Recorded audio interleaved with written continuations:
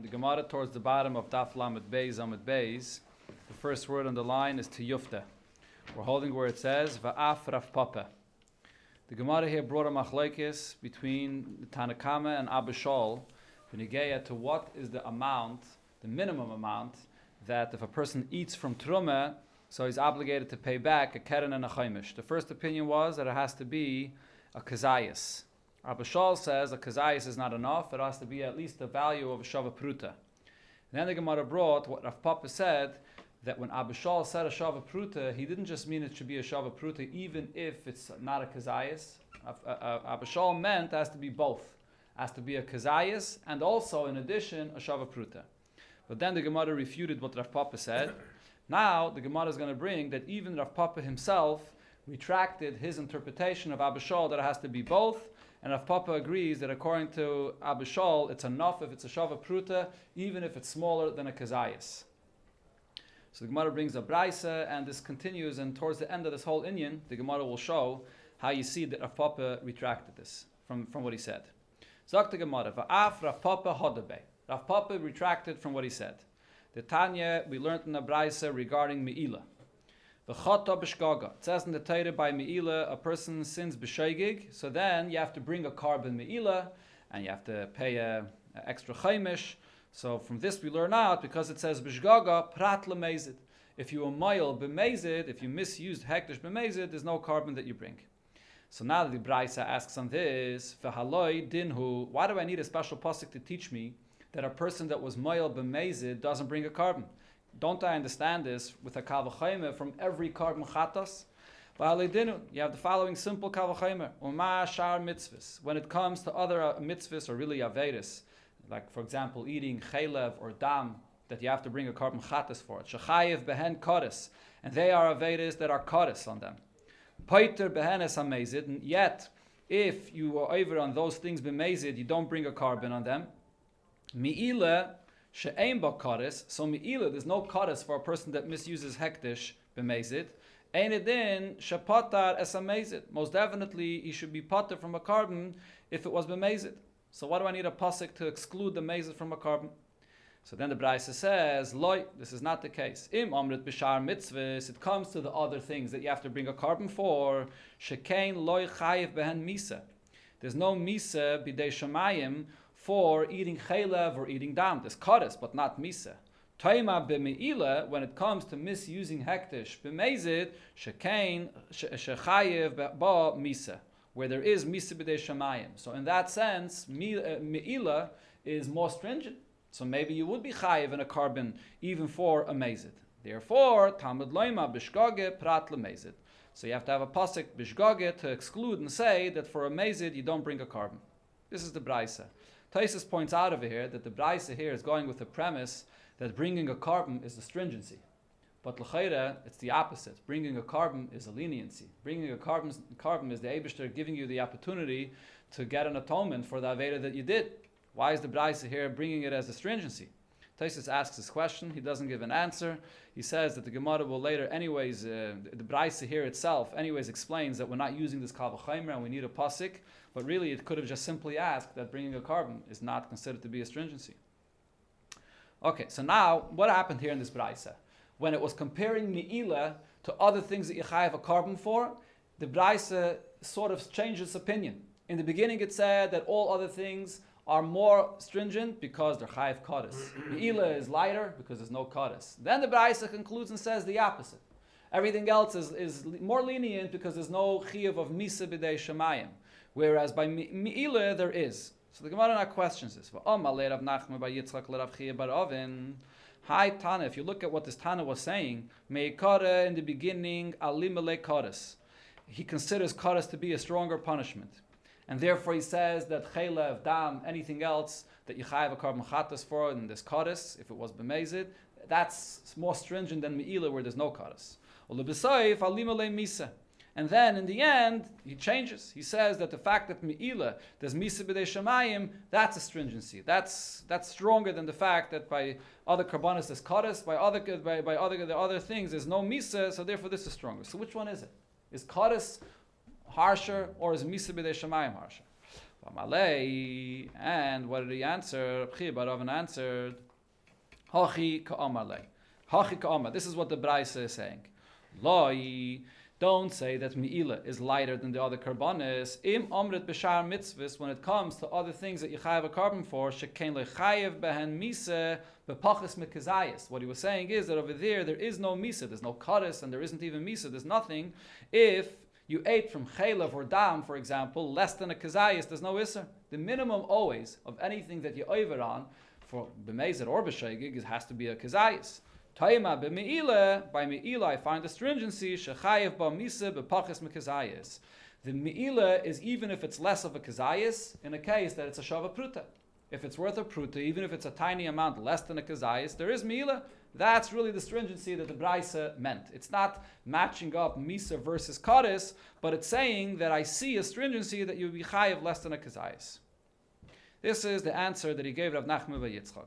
Rav Nachman bar Yitzchak responded when he heard this pshat on the Braisa, Tanuach daitcha, your mind should be put at ease, shehinachta as daiti, that you put my mind at ease, that you taught me pshat on this Braisa. Rav Chia bar Oven said back to Rav Nachman bar Yitzchak regarding this, my nichase, why are you at ease with the answer that I gave you? Do you really accept the answer that I gave you? The Rabbi Rav Sheshes shodu benarge. Rabbi and Rav Sheshes threw an axe at my answer, meaning it's not necessarily a good answer. Why isn't it a good answer? What was the question that Rabbi and Rav Sheshes asked on his answer? Man shamet lei, who is the one that says the Omar hizid b'me'ila b'misa? Who's the one that has the opinion that by me'ila b'mezid you would be chayiv misa? So as Rashi points out, here we'll see it in the Gemara actually, that by me'ila itself, the Torah never writes clearly that you chayiv misa b'dei shemayim for me'ila b'mezid. Where do you learn it out from? You learn it out from Truma.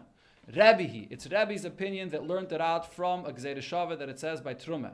The Tanya, it says in the Braisa, there's an argument about this. Hizid b'me'ila, a person that was mayel b'mezid.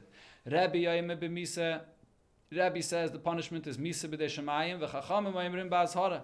The chachamim say that it's just a lav, just like any other lav, and there is no misa. And on my time of the Rebbe, what was the source of Rebbe that he said that by me'ila b'mezid it's misa? Omer Rabavo says Gomar chet mitruma. It's because he compared me'ila with a gzeir shava to truma. Ma truma b'misa, just like by truma the Torah clearly says. Rashi quotes the pasuk on the bottom here. Umeisu boiki chalaluhu. So the same thing also af me'ila b'misa. By me'ila as well, if you're mayel b'mezid, there's a chiv misa b'dei shemayim. So this is the opinion that this Braisa is following. This Braisa is saying that Me'ila is B'misa. We're following Rebbe's opinion that compares it to Truma. So now the Gemara says, if we're comparing Me'ila to Truma, Uminof, so from Truma itself, from this comparison itself, I should learn out as well, Ma Truma B'Kezayis. Just like Truma is only if you ate a Kezayis of it, then there's a Chiv Misa B'dei Shemayim, Af Me'ila B'Kezayis. So too, by Me'ila, it should only be a Kezayis. So this is the question that Rabbi Rav Sheshes asked on my pshat. I said that the special stringency of Me'ila is that you chayiv even less than a Kezayis, as long as it's a Shava Pruta. But this Braisa is following Rabbi's opinion, that compares it to Truma. And by Truma, it's only a Kezayis. So there's no stringency in Me'ila that it's less than a Kezayis. This is what Rav Chia bar Oven was saying here. Now on this, now comes Rav Papa, and here we'll see what the Gemara began with. Rav Papa retracted his opinion. Rav Papa, so Rav Papa asked on this and said, Mimai de Rebbe kerabanan svirele. How do you know that Rebbe holds like the opinion of the Rabbanon that say that by Truma it has to be a Kezayis to be chayiv misa b'dei shemayim? Dilme ka Abishal svirele. Maybe he holds like Abishal. The Omar yesh ba shave perute afagav the less ba Kezayis. Maybe also like Abishal that says that when it comes to eating Truma, whether it was b'sheigig, to be chayiv a keren and a chaimish, whether it was b'mezid, to be chayiv misa b'dei shemayim, it doesn't have to be a kezayis. It's enough if it's a shava pruta. And therefore, the Braisa could follow Rebbe's opinion, and it's even less than a kezayis that you would be chayiv. This was Rav Papa's question. So Rav Papa basically explained why the answer Rav Chia bar Oven gave is a good answer. You could say that by Me'ila you chayiv for less than a kezayis. Now says the Gemara, Bohat Varav Papa Hu da Ama da Abishol Tarti Boy. In the beginning we quoted that Rav Papa himself said that according to Abishol, you're not chayiv when you ate truma unless it's both a kezayis and a shava pruta. Here Rav Papa is saying that perhaps Rebbe holds like Abishol that it has to be a shava pruta and even not a kezayis. Elashma mino hadabe. So here's where I see clearly that Rav Papa retracted what he said before, and according to Abishol, it's enough that it's worth a shava pruta even if it's not a kezayis. Now the Gemara is going to bring another pshat in what the Braisa here was saying, even though this was brought up as a side thing, but the Gemara here now explains another pshat in what the Braisa meant to say when it pointed out that Me'ila is more stringent than other Isurim that you bring a carbon for. And the Gemara asked that the Braisa is not clear. It starts off saying that Karas is more stringent, and it finishes off saying that Misa B'dei Shamayim is more stringent. So we brought one pshat that it was referring to eating less than a kazayas. Now the Gemara brings a different pshat, and the Gemara sort of changes the way the Braisa is written. That the Braisa wasn't written right, and there's a different thing that the Braisa meant to say. Mar Bereder Avina Omar Hachi Ka'omar. This is what the Braisa means to say. The stringency of Me'ila is as follows. Loi, don't say all other karbanis are more stringent than Me'ila. Why? Because im omrit b'shar mitzvahs, when it comes to other mitzvahs, or really averis, as I mentioned before, that yichayev a carbon chatas for, shaloi asa behen she'ein miskaven kimiskaven. We don't compare a person that did the avera without kavana like if he did it with kavana. And the Gemara spells out immediately what it means. For example, so the Gemara here brings an example of Shabbos. One of the melachas of Shabbos is kaitzer, not allowed to cut off anything that's attached to the ground.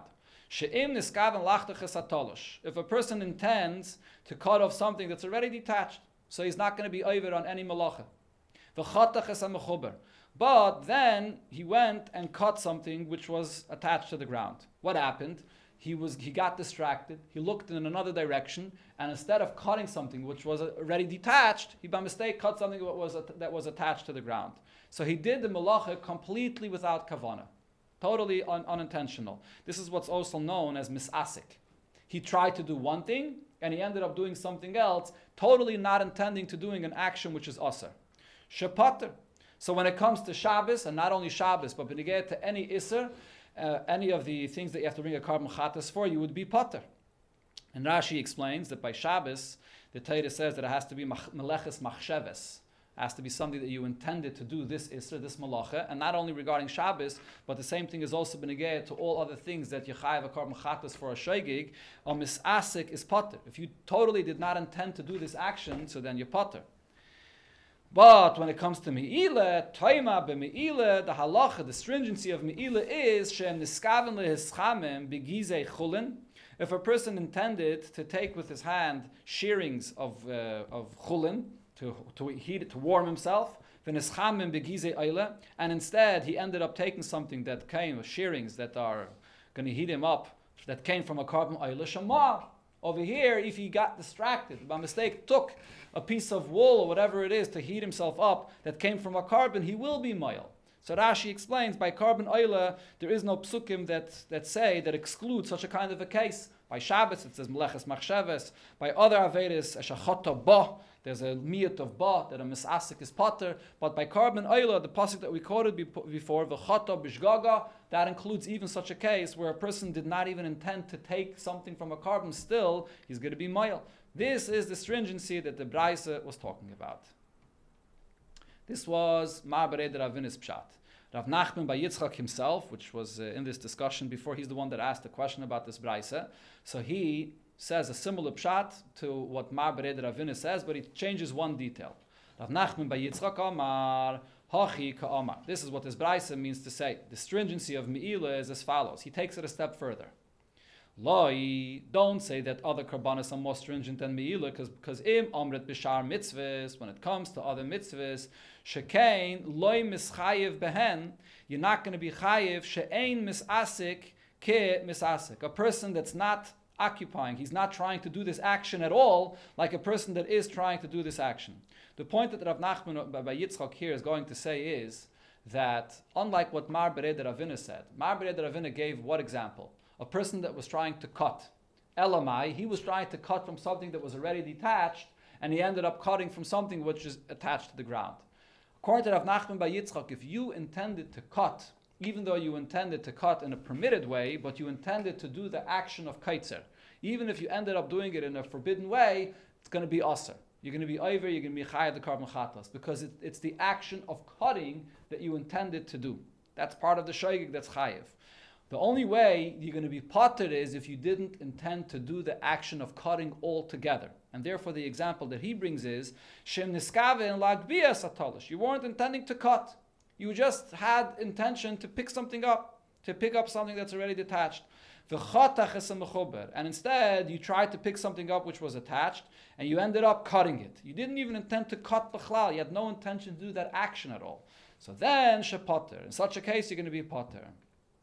That's the case. So Nachman Yitzchak is changing this detail because he holds that as long as you intended to do this action, even if you didn't intend to do it in a forbidden way, it's going to be aser. You're going to be chayav. You're going to be chayav the carbon chatas, that is.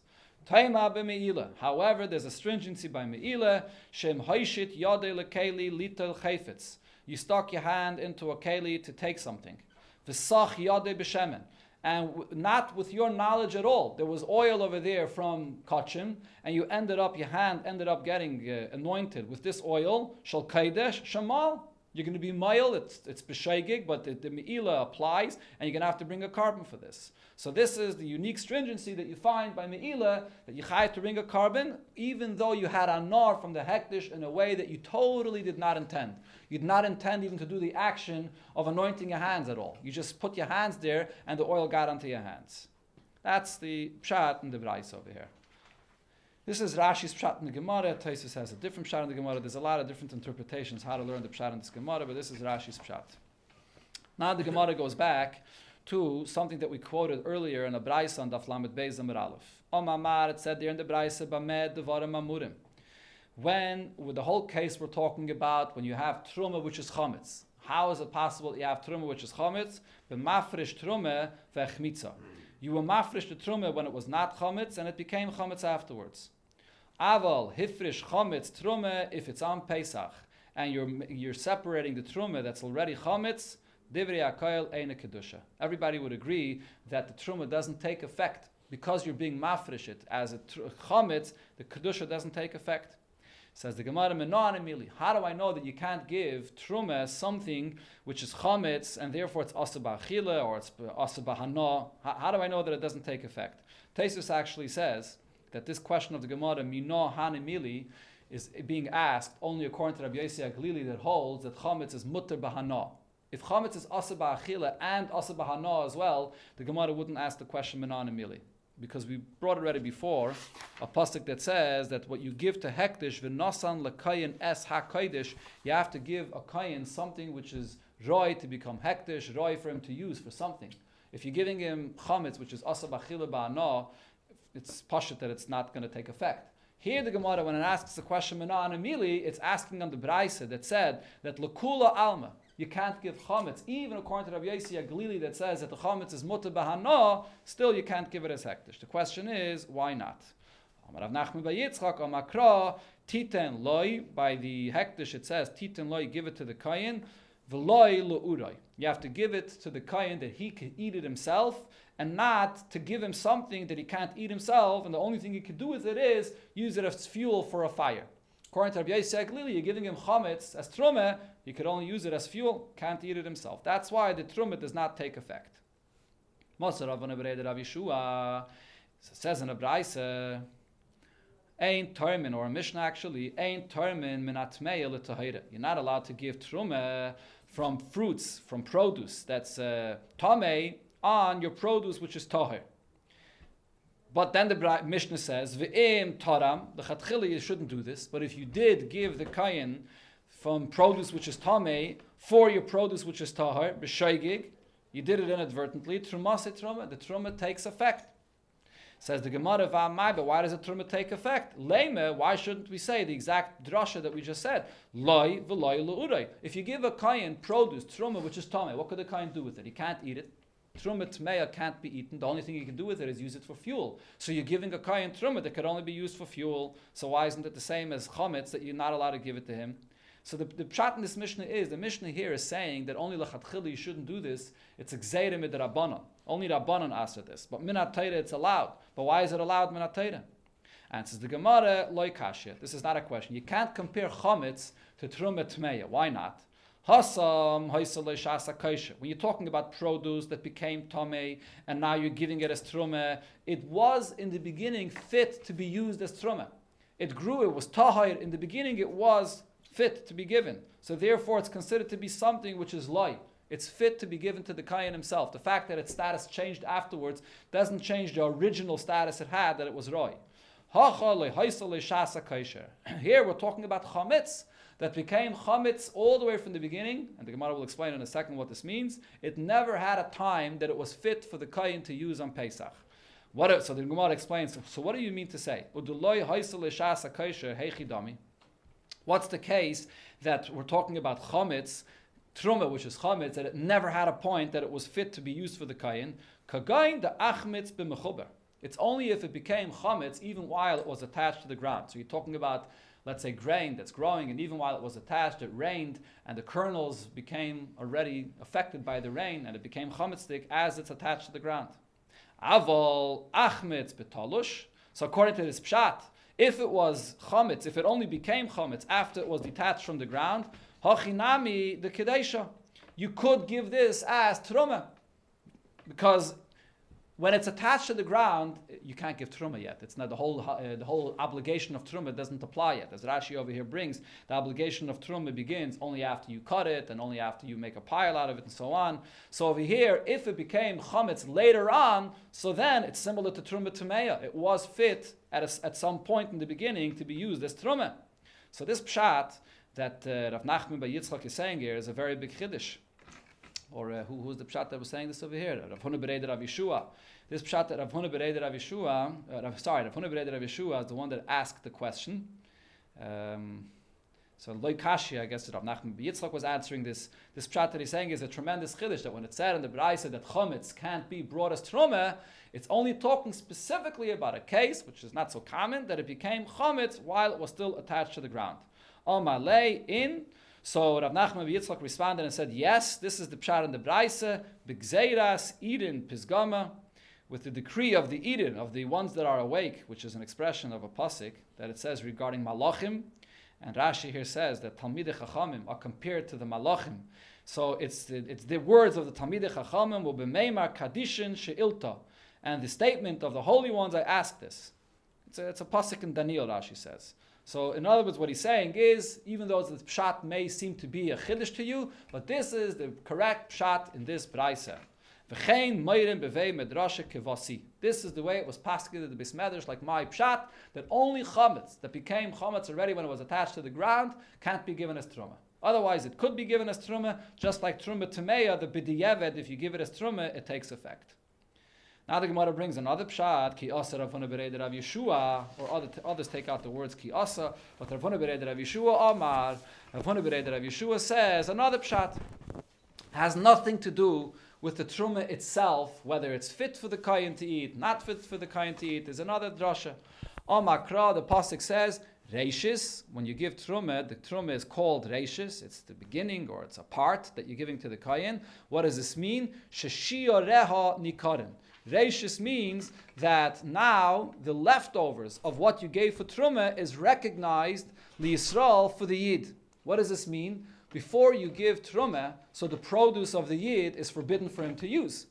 What happens when you give Truma? Now it changes the status of the leftovers. Now the leftovers that remains for the Yisrael becomes permitted for him to use. Yotzes azu, however, when it comes to chametz on Pesach and you're giving the kayin truma from the chametz on Pesach, so this is a case that it's excluded from this. Why? She'ein shiyareh nikarin. After you give the truma, the leftovers that the yid has for himself is not permitted to use. It's chametz, it's Pesach. He can't eat it. He can't use it for himself. So therefore, the truma doesn't take effect. Truma only takes effect if the leftovers becomes permitted for the yid to use. If the leftovers is anyways also for the yid to use, so therefore it remains in the same status as it was before, so nothing changed. So therefore the truma doesn't take effect. So what do they do with it? Huh? What do they do with it? You have to wait until after Pesach, or if depends. I mean, or maybe this is depends what kind of. Huh? No. The whole thing is chametz. Yeah, that's what we're talking about. That the whole thing is chametz. Not just the whole thing is chametz, and therefore the shirayim remains in the same status as it was before. The Rishonim say, by the way, that from this Gemara you see that tevel, which is the produce before you take truma, is mutter bahana. If it would have been aser bahana, so then now that you gave the truma, you did change something. You did bring a heter. What's that? That now it becomes mutter bahana. Because this whole Gemara is going according to Rav Yossi Aglili's shitta that chametz is mutter bahana. So before you gave the truma it was aser bahana, now it's mutter bahana. So from this Gemara I see that tevel, before you give truma, it's also mutter bahana. The Gemara brings up another halacha now that's connected to this brayse. Yosef Rav Chia bar Rav Ivya Kamei Rav Chiste, the Yosef va'Oma Mishmei Rav Yechina. So Rav Acher said something in front of Rav Chiste in the name of Rav Yechina. What did he say? Anovim shenitmu. You have grapes that became tame. Derchan pachis mikebetze. So if you take grapes that's less than the size of a kebetze, what's the significance of the size of a kebetze? For something to become tame, it has to be a kebetze, the size of an egg. So you take the grapes that are less than the size of a kebetze, and you squeeze out wine from it, and then v'yenon kosher l'nesachin. You could even use the wine to pour on the mizbeach. You can't use wine to pour on the mizbeach if it's tame. But if you're going to squeeze out from a grape that's less than a kebetze, so even if the grape is tame, however, the grape which is less than a kebetze will not make the wine, will not be metame the wine that comes out of it, because the kebetze, the grape that's less than a kebetze, because it's less than a kebetze, it's not metame the wine that comes out of it. So now, Alma, the Gemara says, what do I see from this? Kasavar, Rabbi Yochanan held, mashkin, the liquid, the wine that is, which is inside the grape, mifkat pekidi. It's like contained inside a cup. In other words, the point here is, why would the wine that's inside the grape not become tame together with the grape itself? If the grape is tame, so the wine that's part of the grape, the juice, the wine that's inside, it doesn't become tame as part of the grape. It's absorbed there. It's part of it. So we see that he held, no, it doesn't. It's like a cup that's holding liquid inside. The cup could become tame, but the liquid inside does not become tame. Mifkat pekidi, it's just holding it. Rashi explains, even if it's like a cup that's holding the liquid inside, but if the grape is tame, why wouldn't the liquid inside become tame? So Rashi says, because the liquid, when it's inside the grape, it's not like liquid that's held in a cup that's fit to drink. You can drink it straight out of the cup. While it's inside the grape, it's not yet squeezed out. It's not a oichel. It's not yet food. It's wine that's stuck, that's there inside the grape. So it's not a oichel. It's not a mashke, and therefore it doesn't become tame from the peel that's holding it like a cup inside. And therefore he says, when you squeeze it out, that's when it becomes a liquid. That's when it comes out. But if you're squeezing it out from a grape that's less than a kebetze, so the grape will not be metamit, because less than a kebetze, it's not metamit. So the Gemara says, "Le'emes kametami." When would it make it tamei? Lechisachit. Only if you squeeze it. When you squeeze the grape and the wine comes out. Chisachit lo, when he squeezes it. Lechisachit lo, when he squeezes the grape. Lesa l'shiyurei. There is no shear over here. There's no shear of a kebetza, because we're talking about a grape that's less than a kebetza. So therefore, it doesn't become tamei. You could use this wine even to pour in the mizbeach. So the Gemara asks, if that's what he holds, ihachi kebetza nami, even if the grape was actually the size of a kebetza, it shouldn't become tamei when you squeeze out the grape. The Gemara is going to bring a mishnah for this, but the point is very simple. If the grape is exactly a size of a kebetza, so the moment you squeeze out some of the juice of it, so at that second it becomes less than a kebetza. So it can't be metame, the juice that comes out, because it was exactly the size of a kebetza, and now it's less. So if so, we learned this in a Mishnah. The Mishnah says, Tmei meis shesachat zeisim va'anovim. A tmei meis that's squeezing olives or grapes. He's obviously not touching the olives and grapes directly, because then he for sure makes everything tamei. So kebetza mechuvenes, if it's exactly the size of a kebetza, Tahirin, so the juice, whether it's the oil or the wine that comes out, will be tahir, because whatever comes out now, the grape itself automatically goes down in its size. So why did Rabbi Yochanan say that you have to squeeze the wine from a grape that's less than a kebetza? Answers the Gemara, Hasam di'i avad. Over there, it's talking about bidiyeved. This is the word bidiyeved. Really, the way to read the word is di'i avad. Over there, it's after the fact. Once it's done, we say the bidiyeved, it does not make it tamei. Hacha lechatchila. Over here, we're talking about lechatchila, whether it's allowed to do this lechatchila, to go and use it then to pour in the mizbeach. Gzeire dilme asi lemevad yesa mekebetza. There was a gzeire that if you're going to allow to use grapes that is the size of a kebetza, he might end up using a olive or a grape that's more than a kibetza. So therefore the gzeira was that it should be dafka less than a kibetza. But really you're right, even if it was just a kibetza, it shouldn't have been a problem. It's a gzeira. So this is all Rabbi Yochanan's opinion, that the grape itself is like a container. It's like a cup that's holding the wine inside, and therefore if the grape is tamei, the wine is not tamei. When does the wine become tamei? Only when it's squeezed out. It's an interesting thing though. Rashi here points out, on one hand, Rabbi Yochanan is saying that the peel and the juice that's inside is like two separate entities, but yet at the same time, when it comes to the actual shear of the size of it, which is the kibetza, what are we counting for the shear of the size of the grape? The entire grape, including the juice. We're not just counting the peels.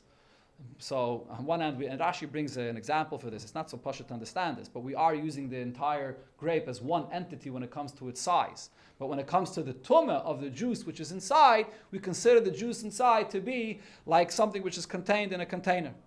Rav Chisda disagrees with this. Rav Chisda said, "Man tzayis l'chav Rabbi Yochanan Rabach." Who's going to listen to what you just said, to you or to Rabbi Yochanan that you said in the name of Rabbi Yochanan and your teacher? The tumah of the grape, which makes also the juice, the wine that's inside the grape tamei, where did that tumah go to? In other words, what's Rav Chisda saying? Rav Chisda is saying if the grape is tamei, the juice that's inside is also tamei. Because as the Gemara is going to explain right now, Rav Chisda held this is not like a container that's holding juice inside. It's one thing. Alme kasava. What do we see from here? What did Rav Chisda hold? Mashkin mivla bli. The wine that's inside the grape, it's absorbed in the grape, it's really one entity. V'kivin the itmulei, so now that the grape became tamei, itmulei ochla, the peel of the grape became tamei, itmulei mashkin. So the juice that's inside the grape becomes tamei together. So you can't say that you'll squeeze it out and it'll be less than a kibetza, it won't make it tamei. It's all tamei already. That's what he held. Amalei, so Rav Chisda asked, sorry, not Rav Chisda, who was it over here? Rav Acha that was sitting in front of Rav Chisda. So he asked him, Va'atloi tizbere, do you not hold the mashkin mifkat pekidi, that the juice that's inside a grape is just like contained there, like in a cup? But what's with this Mishnah that we quoted before? Vatnan, the Mishnah says, a person that's tamei, that's squeezed an olive or a grape, and it's exactly the size of a kibetza, tahayrin. So the juice that comes out will be tahir. Why is it tahir? If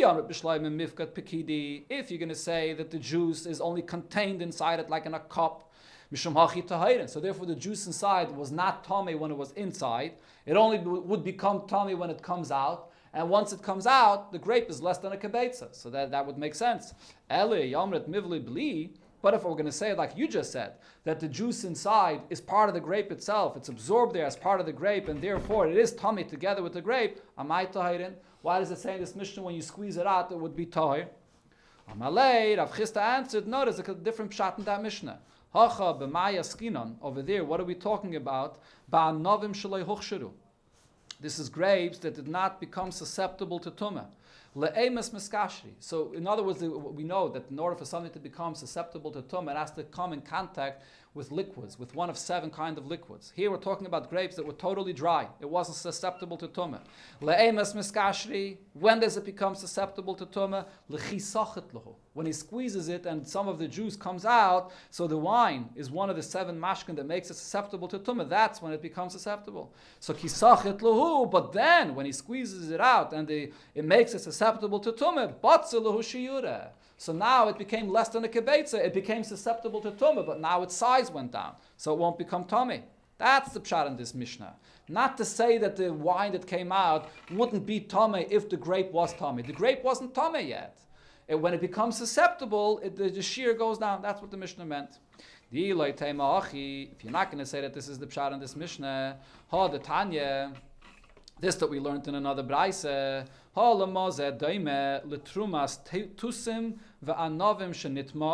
Gemara there, this is going back to the discussion that we had before, and that's why the Gemara brings up this whole thing over here. We had the discussion before, Benigeya to the Truma of Chametz. Could it be used for anything? Does the Kayan have any value of the Truma, which is Chametz on Pesach? And the Gemara there says he has no value, he can't eat it, he can't have a na from it. And the Gemara compares it to the Truma of Tusim va'anovim. If you have berries or you have grapes, shenitma, that become tamei, she'ein loy ba, loy heter achila, v'loy heter asake. You can't eat it, you can't use it for fuel and fire, you can't eat it because it's tamei, you can't use it as fuel because it's juice, it doesn't work for fuel. So therefore, that's like chametz of Truma. That's what it said in the Braise. Says the Gemara, wait a minute. Why can't you say that grapes of Truma that became tamei, there is a way how you will be able to eat it? How? Squeeze out the wine from these grapes, take the grapes and separate the grapes. Take a grape that's smaller than a kibetza and squeeze out the wine less than from a grape that's less than a kibetza, so the wine that comes out will not be tamei, like what Rabbi Yechanan said.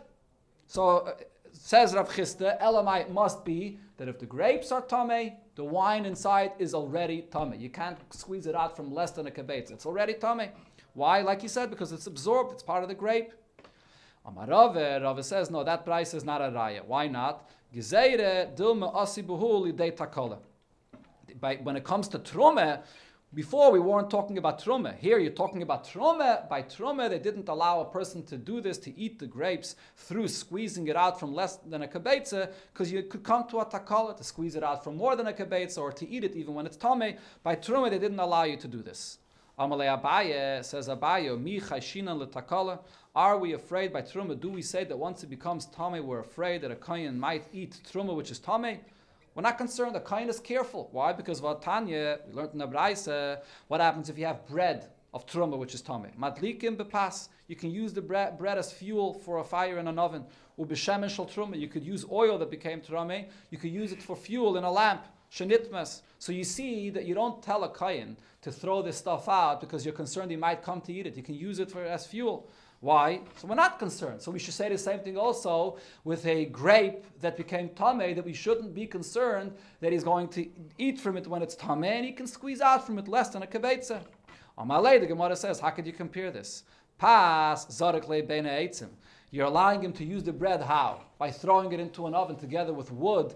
He's not going to come to eat it. We're not concerned he's going to come to eat it. Shemen shel trume rami lebeklimos. The oil that he's using for a lamp, he's putting it into an earthenware dish, which is maos, he's not going to eat from it if he's using it for the fuel of a lamp. Over here, though, these grapes, if you allow him to squeeze out from these grapes less than from a kibetza at a time to use the mashka of it, so there's a big concern that he might actually squeeze from it even more than a kibetza, or he might eat the grapes itself. So therefore, that's the reason why you're not allowed to do this by truma.